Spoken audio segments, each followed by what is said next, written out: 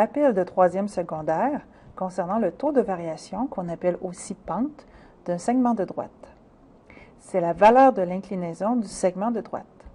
C'est le rapport de l'accroissement des ordonnées à celui des abscisses.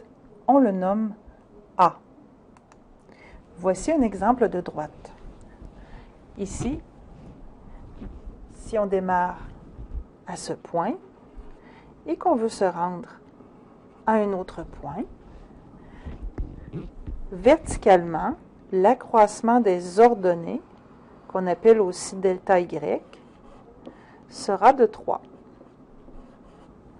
Horizontalement, l'accroissement des X, qu'on appelle aussi delta X, sera de 1.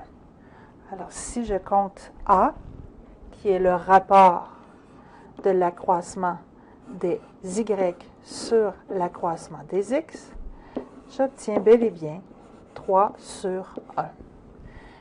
Alors, le A, le taux de variation, c'est vraiment l'inclinaison de la droite.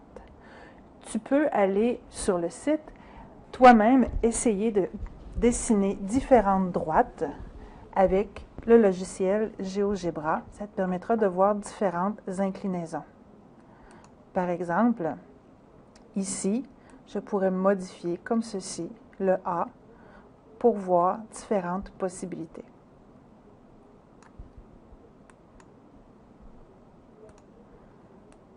Pour calculer le taux de variation d'un segment passant par 2 points, on utilise la formule A égale Y2 moins Y1 sur X2 moins X1. C'est une formule que tu as déjà vue et utilisée en troisième secondaire. Rappel de l'ordonnée à l'origine et de l'abscisse à l'origine. L'ordonnée à l'origine, que tu peux voir ici dans le dessin, c'est le point d'intersection de la droite avec l'axe des ordonnées. C'est le point 0Y. Dans l'exemple, ce serait 0, moins 1.